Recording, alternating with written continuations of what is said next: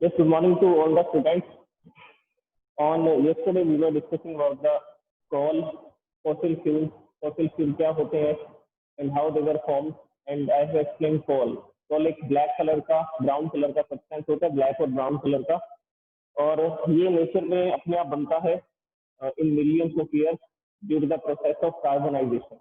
Carbonization process के बाद में जो वुड है वो कॉल में कन्वर्ट हो जाती है at high pressure and high temperature and in the absence of oxygen, or you can say that in the absence of air. So I have also explained how that coal is formed in the nature in the million of years. देखिए million of year में जो कोल है वो किस तरह से nature में बना होगा, तो आपको ये भी एक्सप्लेन किया गया था. तो अभी हम डिस्कस करेंगे कोल की वैरायटी के बारे में, और you can say that types of coal. You can also say that types of coal. So now we will discuss about the different varieties of coal. So these are the different varieties of coal. First one is peat, second is lignite, third is bituminous, and fourth one is anthracite. दोबारा से सुन लीजिए, peat, P-E-A-T, peat बोलते हैं इसको. Second is lignite, third one is bituminous, and fourth one is anthracite. Fourth one is anthracite. अब देखिए one by one इनको discuss करते हैं. सबसे पहले पीट जो है वो सबसे टॉप पर मिलेगा. जैसे कि मैंने आपको एक डायग्राम बनाया था अर्थ क्रस्ट का. दिस इज अर्थ क्रस्ट, और जैसे जैसे हम सेंटर की तरफ बढ़ेंगे उन्हीं के लाइनअप में मैंने इन सबको लिखा है कि सबसे टॉप पर आपको पीट मिलेगा, और ग्रेटर डेप्थ के अंदर, ज्यादा गहराई में ग्रेटर डेप्थ के अंदर आपको कौन सा कोल मिलेगा? एंथ्रेसाइट. और एंथ्रेसाइट इन सब में से सबसे अच्छा फ्यूल है. सबसे अच्छा कोल का जो टाइप है, it is the best type of coal which is anthracite. But we will start with the peat. तो अर्थ क्रस्ट के सबसे टॉप लेवल के पास में जो मिलेंगे वो होगा पीट. जो पीट है उसका कलर होता है light brown colour. Light brown colour का है और ये सॉफ्ट होता है. सॉफ्ट का मतलब ये नहीं है कि स्पंजी होगा, इसको इजीली ब्रेक किया जा सकता है. अब इसको हाथ में लेंगे, ऐसा फोर्स लगाएंगे तो ये टू पार्ट्स में डिवाइड हो जाएगा, पीसेज में टूट जाएगा. तो हम इसको बिटर बोलते हैं, BITTER, बिटर. जिन पर फोर्स, ऐसे सब्सटेंस जिन पर फोर्स लगाने से वो पीसेज में डिवाइड हो जाते हैं, उनको बिटर, उनको क्या बोला जाता है? Brittle. BRI, sorry I said bitter. Bitter का मतलब होता है खट्टा, कड़वा. तो यहाँ पर देखिए ब्रिटल. ब्रिटल का मतलब होता है ऐसा सब्सटेंस जिस पर फोर्स लगाएंगे और वो किसमें डिवाइड हो जाएगा? पीसेज में डिवाइड हो जाएगा. तो ये जो पीट है ये ब्रिटल होता है. ब्रिटल, इस पर फोर्स लगाता है, ये टूट जाता है, पीसेज के अंदर डिवाइड हो जाता है. तो हम इसको सॉफ्ट बोल सकते हैं. ये सॉफ्ट है, लाइट ब्राउन कलर का होता है, और इसमें कार्बन का कंटेंट कितना है? 55 to 65%. 55 to 65%. Okay. And now the second type of coal is lignite. जो लिग्नाइट है वो भी सॉफ्ट होता है. लिग्नाइट है वो भी क्या होता है? सॉफ्ट होता है, लेकिन किससे कम सॉफ्ट होता है? पीट से कम सॉफ्ट होता है. ये भी सॉफ्ट है, इसको भी हम लोग फोर्स लगाएंगे ये टूट जाएगा. ये भी ब्रिटल होता है, इसके लिए भी हम वर्ड यूज कर सकते हैं कि ये भी ब्रिटल है. और इसका जो कलर है वो कैसा मिलेगा? Brown colour. जो पीट था वो लाइट ब्राउन कलर का था, लेकिन ये कौन से कलर का होता है? ये ब्राउन कलर का होता है, और ये थोड़ी ज्यादा डेप्थ में मिलता है. किसके कंपेरिजन में? पीट के कंपेरिजन में. और इसमें कार्बन का कंटेंट कितना होता है? 65 to 75%. देखिए कार्बन कंटेंट पर ही डिपेंड करेगा, कार्बन कंटेंट पर ही डिपेंड करेगा कि कौन सा कोल की क्वालिटी कैसी है. कार्बन कंटेंट जिसमें ज्यादा है वो सबसे अच्छा कोल होगा, क्योंकि देखिए कार्बन की ही तो रिएक्शन हम ऑक्सीजन से करवाते हैं. ये कार्बन इसमें प्रेजेंट है और इसकी ऑक्सीजन से रिएक्शन करवाते हैं, और इस प्रोसेस को क्या बोलते हैं? Burning process, combustion process. Carbon oxygen से रिएक्शन करता है और क्या बनाता है? Carbon dioxide gas. And in this reaction heat energy is produce. This heat energy we can utilize for different work. तो हम लोग क्या कर सकते हैं? ये जो हीट एनर्जी इसमें प्रोड्यूस होगी, उस हीट एनर्जी को हम लोग यूटिलाइज करते हैं अलग अलग तरह के वर्क के लिए, अलग अलग तरह के काम करने के लिए. ओके. तो देखिए सेकंड टाइप जो है वो लिग्नाइट है, ब्राउन कलर का है, कार्बन कंटेंट है 65 to 75%. Next is bituminous. Bituminous is of black colour. ये ब्लैक कलर का होता है, और कार्बन कंटेंट आप इसमें देखिए कितना लिखा हुआ है? 75 to 90%. 75 to 90%. House hold fuel या इंडस्ट्रियल फ्यूल इसको बोलते हैं. ज्यादातर इंडस्ट्रीज के अंदर या घरों के अंदर जो कोयला जलाया जाता है वो कौन सा होता है? वो बिटुमिनस होता है. तो कौन सा होता है बिटुमिनस, इसमें कार्बन का कंटेंट होता है 75 to 90%, 75 to 90%। और सबसे जो अच्छा टाइप है कॉल का, आप इसको बेस्ट बोल सकते हैं, it is the best coal in this one, इन सब में से एंथ्रेसाइट। एंथ्रेसाइट होता है ब्राइट ब्लैक कलर का, and it will find at greater depth. और ये कहाँ पर मिलता है, ये ग्रेटर डेप्थ मिलता है, ज्यादा गहराई में मिलेगा, और इसमें कार्बन का कंटेंट सबसे ज्यादा है। It is having 92 to 98% carbon, 92 से लेकर के 98% कार्बन इसके अंदर होता है, और जिसमें कार्बन कंटेंट ज्यादा होगा वो इसकी एनर्जी प्रोडक्शन भी अच्छी होगी। ओके, लेकिन इसमें एक प्रॉब्लम है, ये इजीली इसको लिट नहीं किया जा सकता। लिट का मतलब है इसको आसानी से जलाया नहीं जा सकता, इसको थोड़ी ज्यादा हीट एनर्जी देनी पड़ती है, तब जाकर के ये बर्न होना स्टार्ट होता है। लेकिन एक बार अगर ये बर्न होना स्टार्ट हो गया तो ये विदाउट फ्लेम क्या करता रहता है, बर्न होता रहता है। तो ये विदाउट फ्लेम क्या होता है, बर्न होता रहता है। कौन सा, एंथ्रेसाइट। स्टार्टिंग में फ्लेम्स प्रोड्यूस होते हैं, लेकिन बाद में क्या होता है, हाँ, रेडिश कलर से जो रेड कलर का कोल होगा वो आपको दिखाई देगा जलता हुआ। एंथ्रेसाइट है, ब्राइट ब्लैक कलर का है, कार्बन कंटेंट है 92 to 98%, और ये सबसे अच्छा टाइप है कोल। अब मैं इसकी कंबस्शन प्रोसेसेस के बारे में आपको बताता हूँ।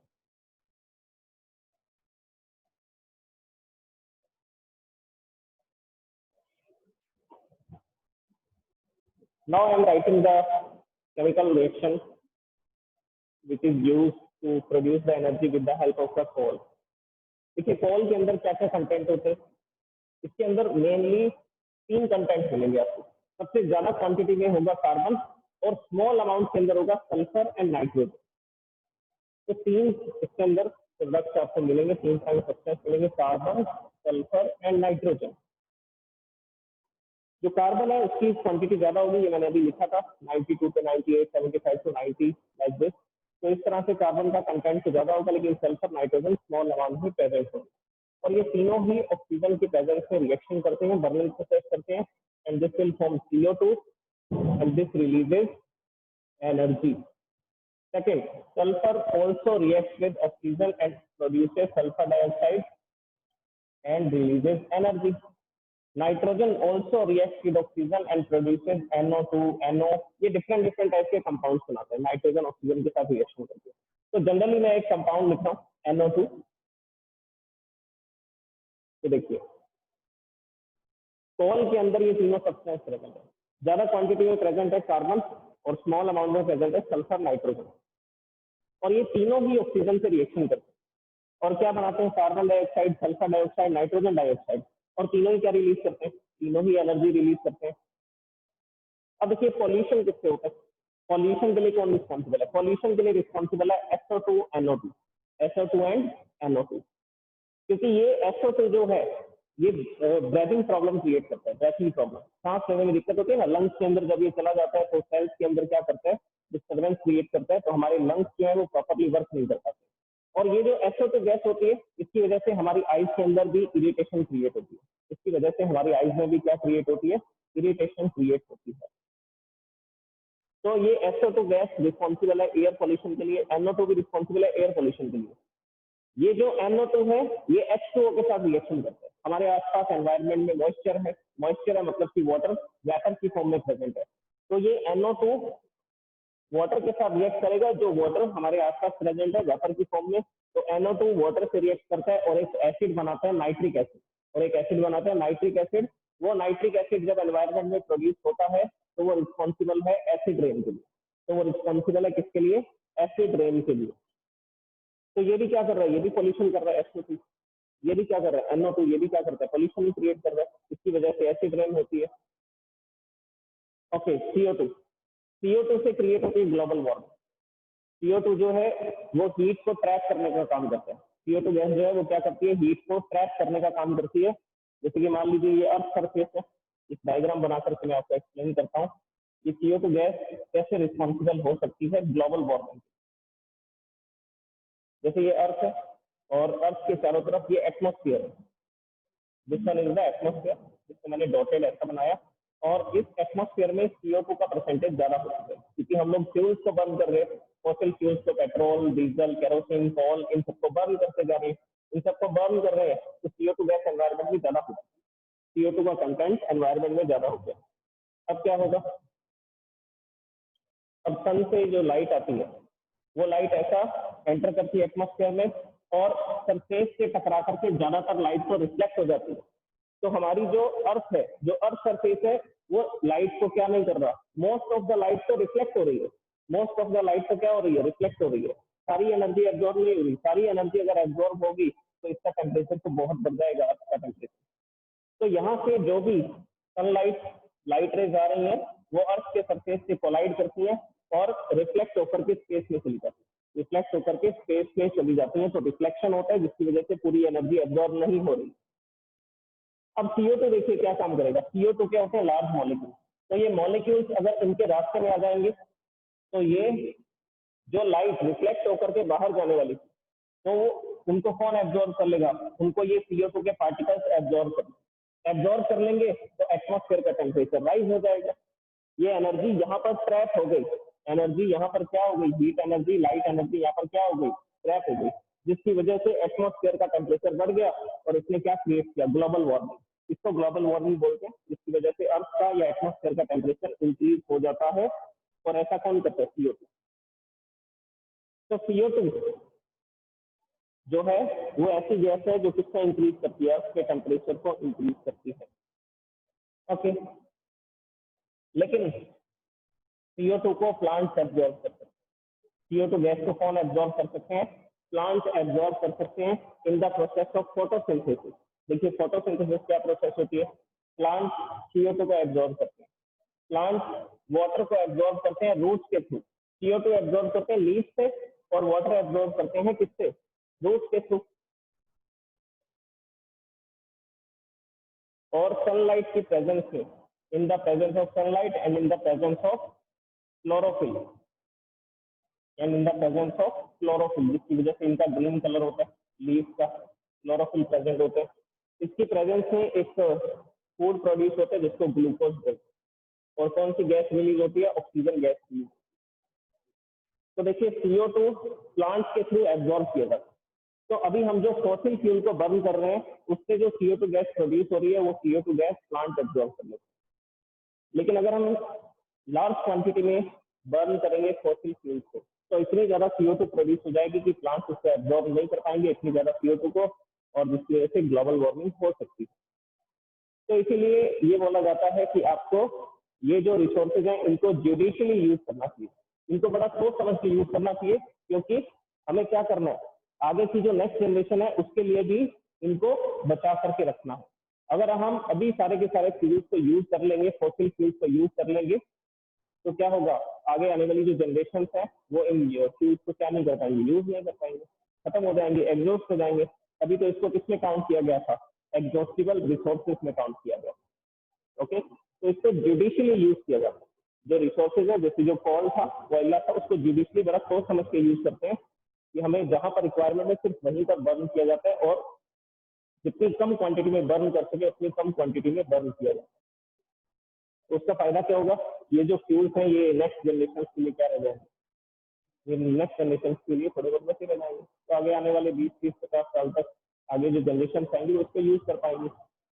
और अगर हम इसको जुडिशियली यूज नहीं करेंगे, सही तरीके से यूज नहीं करेंगे, अननेसेसरी बर्न करते रहेंगे फॉसिल फ्यूल्स को, ये तो एग्जॉस्ट हो जाएंगे, ये खत्म हो जाएंगे, स्पेंट हो जाएंगे, खर्च हो जाएंगे।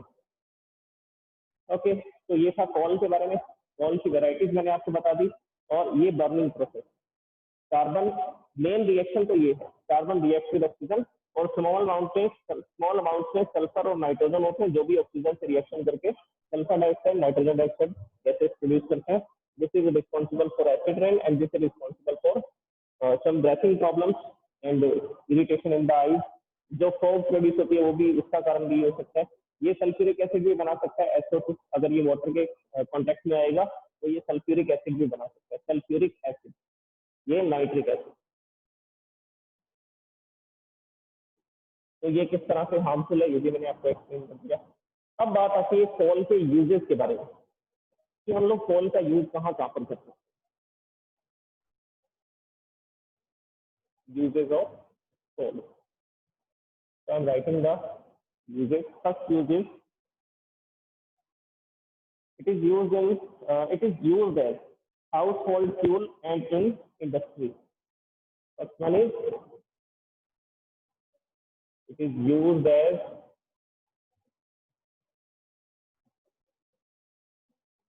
household fuel, घरों में जलाने के लिए काम में ले सकते हैं इसको, and in industry, and in industry. Second use देखिए, सेकेंड यूज हम इसको कर सकते हैं थर्मल पावर प्लांट के अंदर इलेक्ट्रिसिटी प्रोड्यूस करने के लिए। तो सेकेंड यूज में लिख रहा हूँ इन थर्मल पावर प्लांट, जिसमें कोयले को जला करके हीट एनर्जी प्रोड्यूस की जाती है, बाद में उस हीट एनर्जी को इलेक्ट्रिसिटी में कन्वर्ट कर दिया जाता है। In thermal power plant to produce electricity, to produce electricity. Okay, now the third use I am writing. तीसरा यूज देखिए इसका क्या होगा। तो पहले यूज करते थे अर्लियर, बहुत टाइम पहले, to run the steam engine, rail engine. ये लिख सकते हैं earlier it was used to run steam engine, to run steam engine पहले यूज किया जाता था, अभी नहीं।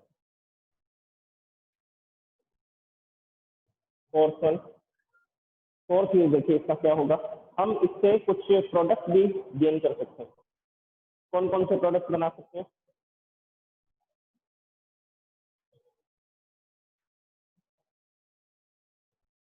To obtain the product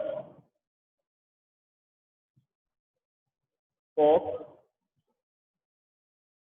coal tar and coal gas।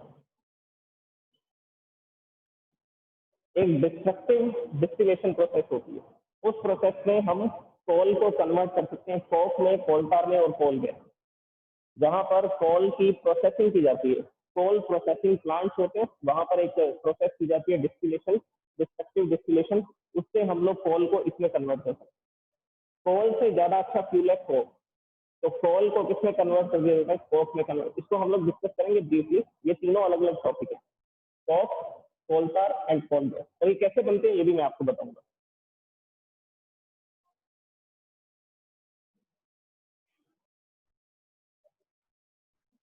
In the extraction of metal, in the extraction of metal from their ores.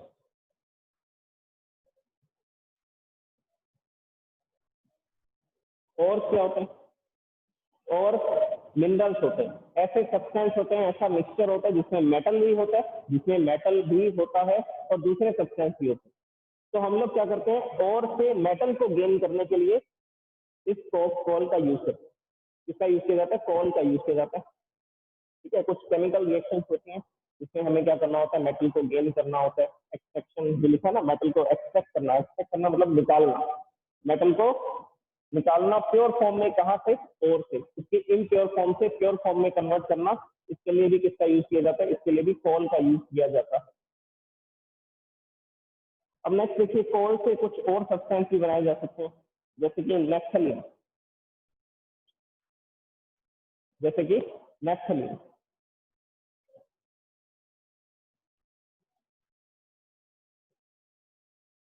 Naphthalene balls बनाने में इसको काम में लेते हैं। नेफ्थलीन की बॉल्स आती हैं, ये जो नेफ्थलीन बॉल्स हैं इनको मॉथ बॉल्स भी बोला जाता है, MOTHBALLS, मॉथ बॉल्स भी होते हैं। मॉथ क्या होते हैं? मॉथ होते हैं इंसेक्ट जो हमारे कॉटन के क्लोथ को क्या कर सकते हैं? खा सकते हैं, ईटअप कर सकते हैं। तो हम लोग क्या करते हैं, जैसे कि हमें विंटर क्लोथ को स्टोर करके रखना होता है अलमीरा के अंदर, तो हम लोग उसके साथ में नेफ्थलीन बॉल्स को डाल देते हैं। जिसकी वजह से क्या होगा कि जो इंसेक्ट है वो इसकी स्मेल से क्या रहेंगे, इसकी जो स्मेल होती है वो पंजेंट स्मेल होती है। पंजेंट, पंजेंट का मतलब होता है काफी तीखी होती है। What word I am using? Pungent smell. तो पंजेंट स्मेल के कारण काफी तेज इसकी स्मेल होती है, इस स्मेल के कारण इंसेक्ट जो है वो कपड़ों से दूर रहते हैं, क्लोथ से दूर रहते हैं। तो ये जो नेफ्थलीन है ये भी किसका प्रोडक्ट है, ये भी कोल का प्रोडक्ट है। तो these are the uses of coal. पहला यूज क्या है, it is use in the household fuel and in the industry. ये हाउस होल्ड फ्यूल की तरह यूज किया जा सकता है या इसको हम लोग यूज कर सकते हैं इंडस्ट्रीज के अंदर बर्न करने में। नेक्स्ट, थर्मल पावर प्लांट के अंदर इसका यूज किया जाता है। सूरतगढ़ के अंदर एक पावर प्लांट है, वो थर्मल पावर प्लांट है। तो थर्मल पावर प्लांट में पहले कोल से हीट एनर्जी प्रोड्यूस की जाती है, फिर उस हीट एनर्जी से इलेक्ट्रिसिटी बनाई जाती है। Next, earlier it was use to run steam engine. पहले इसको हम लोग यूज करते थे स्टीम इंजन को रन करने के लिए, चलाने के लिए। Fourth one, to obtain the product coke, coal tar and coal gas. हम कोल का यूज करते हैं, कोयले का यूज करते हैं क्या एक्सट्रैक्ट करने के लिए, इससे प्रोडक्ट गेन करने के लिए। कौन कौन से product, coke, coal tar and coal gas. इनके बारे में हम ब्रीफली डिस्कस करेंगे। कल मैं आपको इनके बारे में बता दूंगा कि कोक कैसे बनता है, वो कैसे डिफरेंट है कोल से, coal tar and coal gas. इसके बाद it is use in the extraction of metals from their ore. और क्या होते हैं, और एक ऐसा इम्प्योर सब्सटेंस है जिसमें मेटल्स का परसेंटेज हायर होता है और उसमें कुछ इम्प्योरिटीज होती है। तो उन इम्प्योरिटीज को हटाने के लिए कोल का यूज किया जाता है। नेक्स्ट है नेफ्थलीन बॉल्स। नेफ्थलीन बॉल्स जो होते हैं उनको मॉथ बॉल्स भी बोलते हैं, और कपड़ों के अंदर इंसेक्ट को दूर रखने के लिए हम इन नेफ्थलीन बॉल्स का यूज करते हैं। अब देखिए ये जो कोल है ये पूरे वर्ल्ड के अंदर या इंडिया के अंदर इसके जो माइंस है वो कहाँ कहाँ पर है, तो देख लीजिए कहाँ कहाँ पर ये कोल मिलता है। इसके बारे में मैं आपको बता देता हूँ। Russia, China, USA, UK.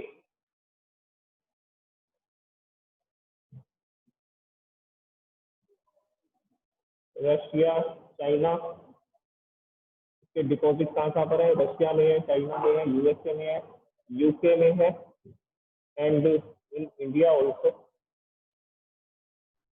इसके अलावा अफ्रीका, एक कंट्री और है, Russia, China, USA, UK, India, Africa and last is Australia.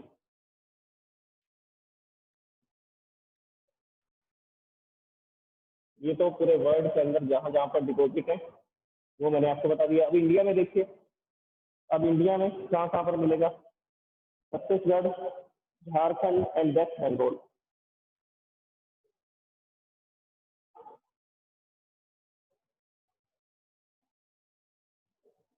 In India